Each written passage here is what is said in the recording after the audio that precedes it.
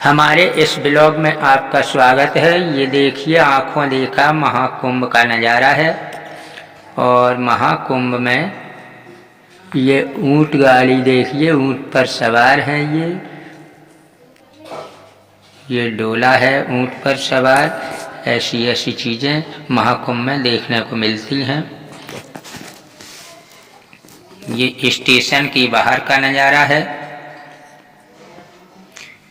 प्रयागराज थाना है ये स्टेशन के बाहर, और इसके सामने पार्किंग है। इसका भी ये सीन चलो दिखाते हैं।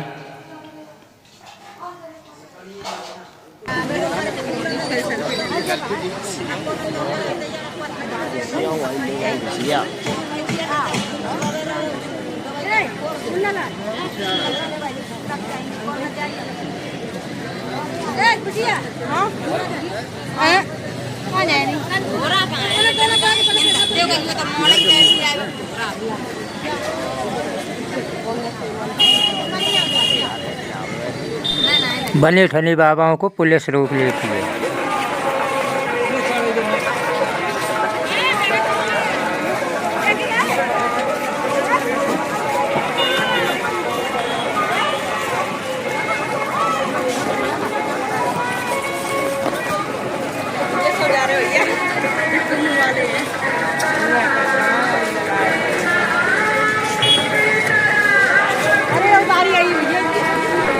ये स्टेशन के बाहर का नज़ारा है। ये रोड है और ये देखिए कुंभ का मेन गेट है प्रयागराज।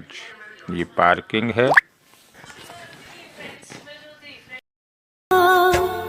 दैत्यों ने भी जयंत का पीछा शुरू किया। सब देवों और दैत्यों में भारी युद्ध हुआ। 12 दिनों तक युद्ध चला।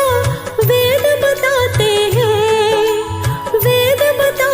हैं कुंभ के मेले की आज हम कथा सुनाते हैं। हम कथा सुनाते हैं कुंभ मेले। महाकुंभ प्रयागराज, ये है नज़ारा प्रयागराज जंक्शन का नज़ारा।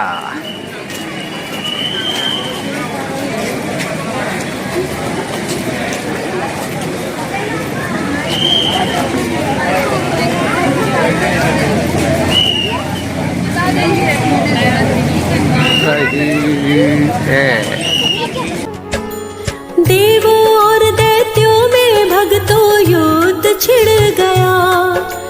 इंद्र का बेटा जयंत कलश लेकर ये भाग गया। महाकुंभ की शोभा देखने में नहीं आती है। देखिए अद्भुत चमत्कार। यहाँ महाकुंभ में तरह तरह के लोग नाचते गाते और कुंभ स्नान के लिए जा रहे हैं। हिंदुओं की क्या है पवित्र मान्यताएं। तो महाकुंभ नाम का यह त्योहार हिंदू साधुओं और पवित्र पुरुषों की और अन्य तीर्थयात्रियों द्वारा 3 पवित्र नदियों के संगम पर अनुष्ठान स्नान की एक श्रृंखला है, जो कम से कम मध्य दुर्गम काल से चली आ रही है। और हिंदुओं का मानना है कि पौराणिक सरस्वती नदी एक बार हिमालय से प्रयागराज के मध्य से बहती थी और वह गंगा और यमुना से मिलती थी।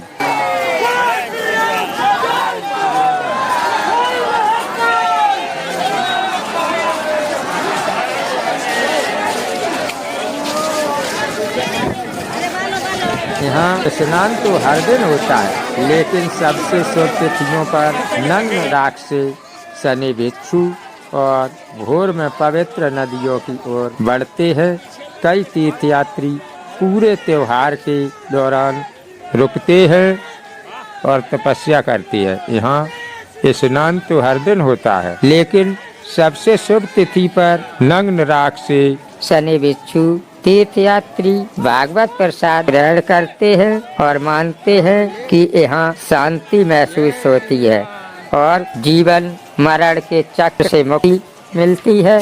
ऐसा मानने के लिए लोग यहाँ तक आते हैं। यह है महाकुंभ को लेकर परंपरा। इस त्योहार की कई हिंदू परंपराएं हैं जिसके अनुसार भगवान विष्णु ने राक्षसों से अमरता के अमृत से भरा एक सुनहरा घड़ा छीना था और हिंदुओं का मानना है कि अमृत की कुछ बूंदें प्रयागराज पृथ्वी पर, नासिक, उज्जैन और हरिद्वार की पृथ्वी पर इन चारों स्थानों पर गिरी थीं।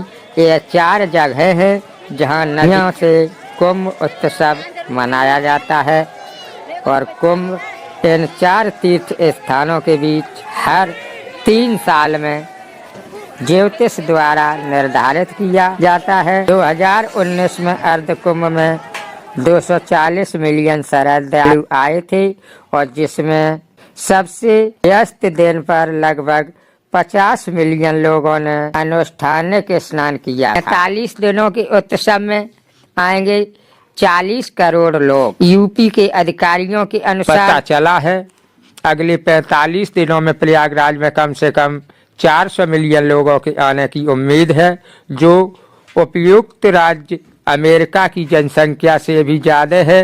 यह संख्या पिछले साल वार्षिक हज यात्रा के लिए सऊदी अरब से मुस्लिम पवित्र शहरों मक्का और मदीना में आए 2 मिलियन तीर्थयात्रियों से लगभग 200 गुना ज्यादा है।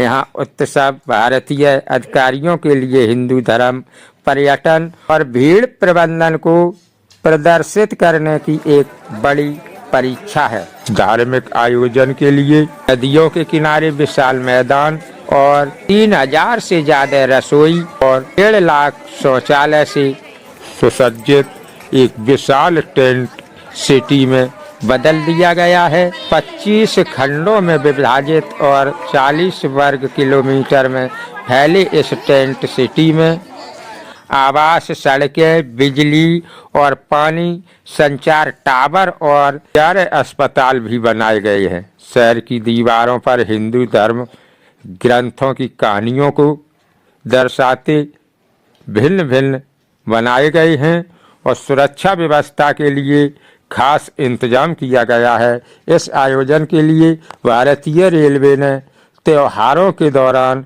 श्रद्धालुओं को आने जाने के लिए परिवहन के लिए नियमित ट्रेनों को चलाया है। संख्या में 90 से अधिक विशेष ट्रेनें शुरू की गई हैं जो लगभग 3300 चक्कर लगाएंगी। कानून व्यवस्था के लिए शहर में करीब 50,000 सुरक्षा कर्मी तैनात किए गए हैं, जो 2019 से 50% अधिक है। कुंभ मेले की पौराणिक उत्पत्ति संस्कृत शब्द कुंभ का अर्थ है घड़ा या बर्तन। कहानी यह है कि जब देवों और दैत्यों यानी असुरों में, जिसका मोटे तौर पर अनुवाद करें तो राक्षसों के रूप में किया जाता है, इन दोनों ने समुद्र मंथन किया तो धर्मंतरी अमृत का घड़ा लेकर निकले, यह सुनिश्चित करने के लिए कि असुर इसे न पाले। इंद्र के पुत्र जयंत घड़ा लेकर सूर्य उनके पुत्र शनि बृहस्पति ग्रह यानी बृहस्पति और चंद्रमा उनकी ओर घड़े की रक्षा करने के लिए साथ गए। जयंत के भागते समय अमृत 4 स्थानों पर गिरा: हरिद्वार, प्रयागराज, उज्जैन और नासिक। त्र्यंबकेश्वर वह 12 दिनों तक भागता रहा और चूंकि देवताओं का एक दिन मनुष्यों के 1 वर्ष के बराबर होता है, इसलिए सूर्य, चंद्रमा और बृहस्पति की अपेक्षा स्थिति के आधार पर हर 12 साल में इन स्थानों पर कुंभ मेला मनाया जाता है। प्रयागराज में, हरिद्वार में और हर 6 साल में अर्ध कुंभ। अर्ध कुंभ का मतलब आधा होता है। कुंभ आयोजन होता है और 12 साल बाद वाले इस उत्सव को पूर्ण कुंभ या महाकुंभ कहा जाता है। ये 12 साल के बाद पूर्ण कुंभ यानी महाकुंभ हुआ है। 2025 में यह 4 स्थान नदियों के तट पर स्थित है। हरिद्वार में गंगा है, प्रयागराज में गंगा, यमुना और पौराणिक सरस्वती का संगम है, उज्जैन में परा है, नासिक में त्र्यंबकेश्वर में गोदावरी है। इसीलिए ये 4 स्थानों पर मनाया जाता है। ऐसा माना जाता है कुंभ के दौरान आकाशीय पिंडों विशिष्ट स्थिति के बीच इन नदियों में डुबकी लगाने से पाप धुल जाते हैं और पुण्य की प्राप्ति होती है। कुंभ मेला वह स्थान भी है जहाँ साधु और अन्य पवित्र व्यक्ति एकत्रित होते हैं। साधु अखाड़े काफी उत्सुकता आकर्षित करते हैं और आम लोग उनसे मिलकर और उनसे कुछ सीख ले सकते हैं। हिंदू धर्म में गंगा का महत्व सर्वाधिक है, लेकिन ऐसा माना जाता है कि क्षिप्रा भगवान विष्णु के वराह अवतार के हृदय से निकली हैं और गोदावरी को अक्सर दक्षिण की गंगा कहा जाता है। कुंभ मेले का स्थान कैसे तय किया जाता है? यह ज्योतिषीय गणना पर निर्भर करता है कि कुंभ मेले में 12 साल के अंतराल का एक और कारण है। बृहस्पति को सूर्य के चारों ओर एक चक्कर पूरा करने में 12 साल लगते हैं। तो दर्शकों, मैंने जो प्राचीन ग्रंथों द्वारा जानकारी प्राप्त की वो आप लोगों तक पहुंचाई। अब आपको क्या पता है इसके मामले में, तो आप कमेंट बॉक्स में अवश्य हमारे तक लिखकर भेजें। धन्यवाद।